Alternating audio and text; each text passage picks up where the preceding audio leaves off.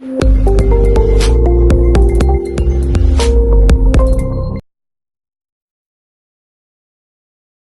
Everyone, greetings from doctor Rashmi homeopathy.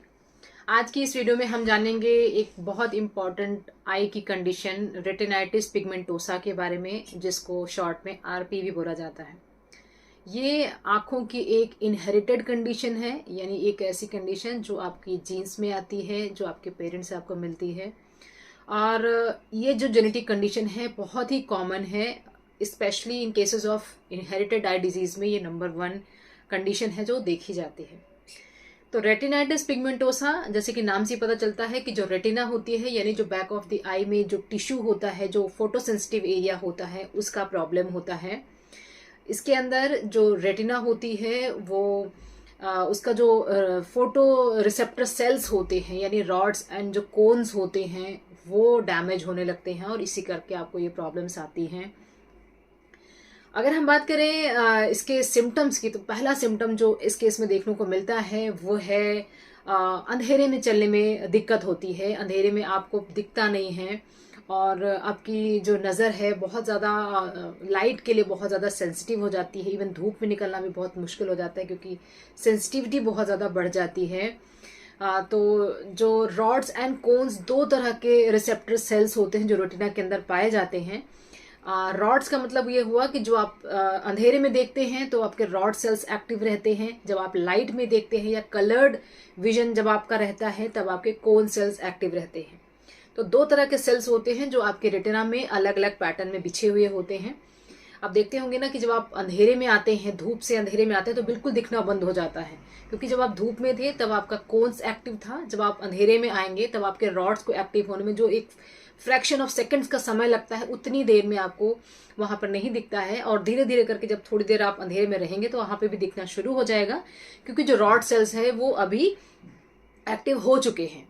इसी तरह से ये रॉड सेल्स क्योंकि अंधेरे में एक्टिव हैं, जब आप अंधेरे से लाइट में जाते हैं तब आपको मुश्किल होती है, आंखों में एकदम चमक पड़ती है, ऐसा दिखता नहीं है सही से, क्योंकि आपके रॉड सेल्स एक्टिव हैं। उनको कोन सेल्स में एक्टिव होने में उतना टाइम लगता है और फिर से थोड़ी देर बाद आप नॉर्मल दिखने लगते हैं। तो रॉड एंड कोन्स का ये ट्रांजिशन होता है। रेटिनाइटिस पिगमेंटोसा के अंदर ये दोनों ही तरह के जो फोटो रिसेप्टर्स होते हैं वो खराब होने लगते हैं, वो डैमेज होने लगते हैं। सबसे पहला सिम्टम इसमें यही आता है कि अंधेरे में दिक्कत, अंधेरे में वो दिख नहीं पाता है, लाइट में उसको बहुत ज्यादा सेंसिटिविटी रहती है, आंख में धूप में निकलने के बाद ऐसे करके उसको देखना पड़ता है। धीरे धीरे करके आपकी जो विजन होती है वो लॉस होने लगती है।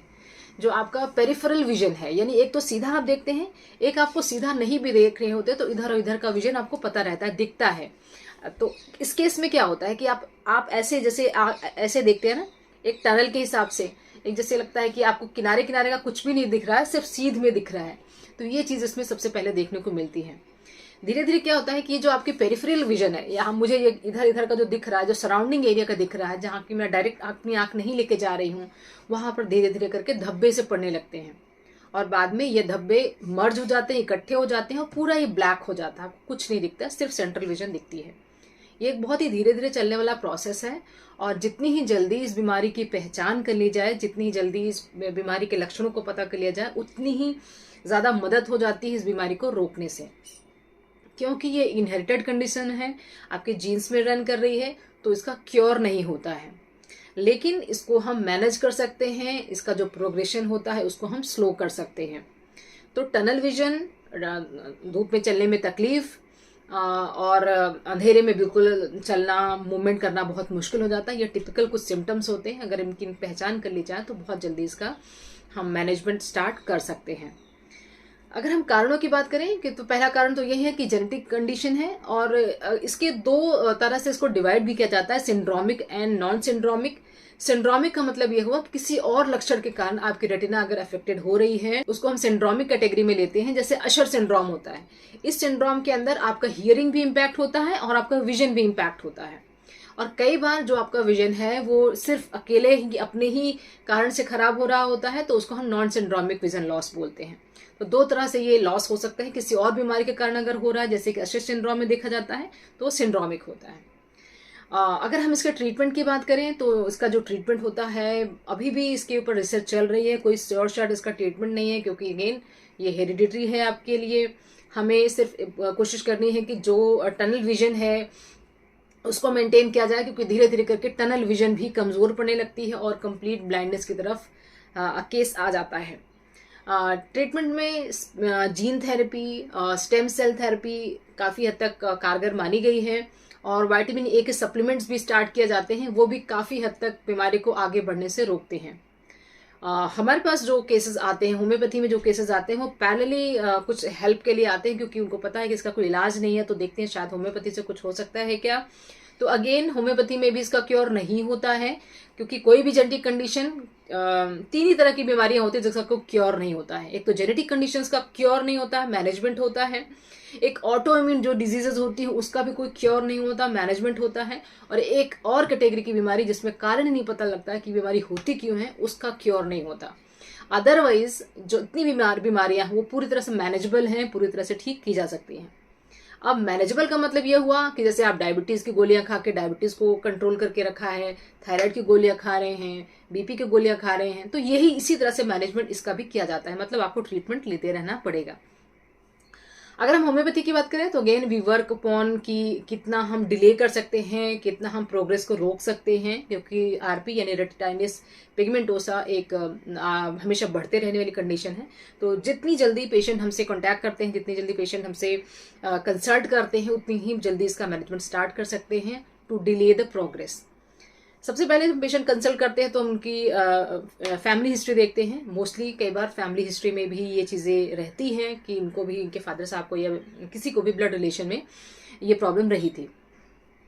इसके अलावा एक रिस्क इसमें यह भी होता है कि आप अपने बच्चे को यानी आने वाली जनरेशन को भी ये प्रॉब्लम दे सकते हैं, तो इसके लिए भी आपको जेनेटिक काउंसलिंग करवाने की ज़रूरत होती है।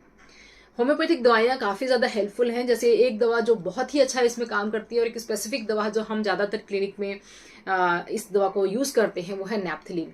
नेप्थलीन और रेटिना का एक बहुत ही इंपॉर्टेंट रिलेशन है।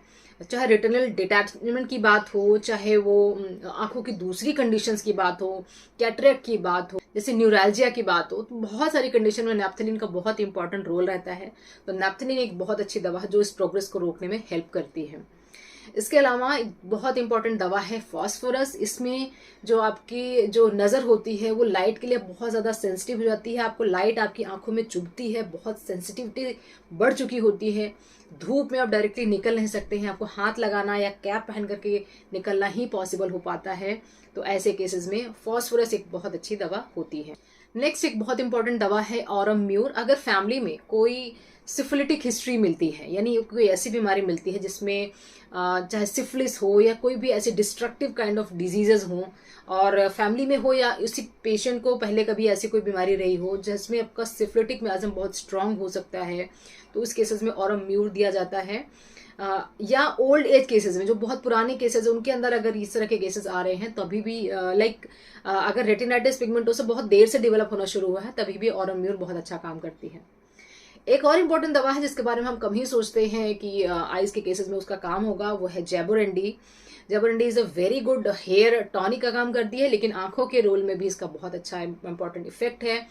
आंखों में जब बहुत ज़्यादा हैवीनेस लगती हो, आंखों को यूज करना बहुत मुश्किल हो जाता हो, आंखों को बंद करके रखने का मन करता हो, हैवीनेस और टायर्डनेस, हमेशा थका थका सा महसूस करना, आंखों को यूज करने की हिम्मत नहीं आना, तो ऐसे लक्षणों में जाबोरंडी बहुत अच्छा काम करती है। तो जैसा कि मैंने बताया कि ये एक जेनेटिक डिजीज है, तो इसके लिए कॉन्स्टिट्यूशनल ट्रीटमेंट लेना ही ज़रूरी है। ये जो दवाइयाँ मैंने बताई हैं सिर्फ सिम्टोमेटिक बेसिस पे आप ले सकते हैं। इसी तरह से एक और दवा है लीडियम पॉल। लीडियम पॉल दिया जाता है ज़्यादातर जो ये केसेस होते हैं रेटिनाइटिस पिगमेंटोसा का, ये डिटैचमेंट के साथ रिलेट हो जाते हैं। अगर आपको आंखों में इंजरी के बाद कुछ ऐसी चीज़ें प्रोग्रेस होनी शुरू हो गई है, बढ़नी शुरू हो गई, तो आप लीडियम पॉल ले सकते हैं। तो ये हम बात कर रहे थे कॉन्स्टिट्यूशनल ट्रीटमेंट की, तो यानी कि अगर किसी के परिवार में कोई बड़ी बीमारी रही हो, कभी कैंसर, टीबी, एस्थमा, थायराइड, जो भी पहले कोई बड़ी बीमारी रही हो या कोई ऑटो इम्यून डिजीज रही हो, तो उसकी हमें पूरी डिटेल जाननी ज़रूरी होती है, पेशेंट की पूरी डिटेल जाननी ज़रूरी होती है। उसके हिसाब से ही होम्योपैथिक दवा प्रिस्क्राइब की जाती है जो रेटिनाइटिस पिगमेंटोसा को कंट्रोल करने में, रोकने में बहुत मदद करती है। तो रेटिनाइटिस पिगमेंटोसा के लिए होम्योपैथिक मेडिसिन आप ले सकते हैं, आप अपनी बीमारी को बढ़ने से रोक सकते हैं, काफ़ी हद तक ये मैनेज की जा सकती है। और ध्यान रखें कि इसके लिए विटामिन ई का सप्लीमेंट भी काफ़ी ज़्यादा इफेक्टिव है। तो ये थी सारी इन्फॉर्मेशन रेटिनाइटिस पिगमेंटोसा के बारे में। अगर आप मुझसे ऑनलाइन कंसल्टेशन बुक करना चाहते हैं तो व्हाट्सएप नंबर 7017991940 पर व्हाट्सएप करके आप अपना स्लॉट बुक कर सकते हैं।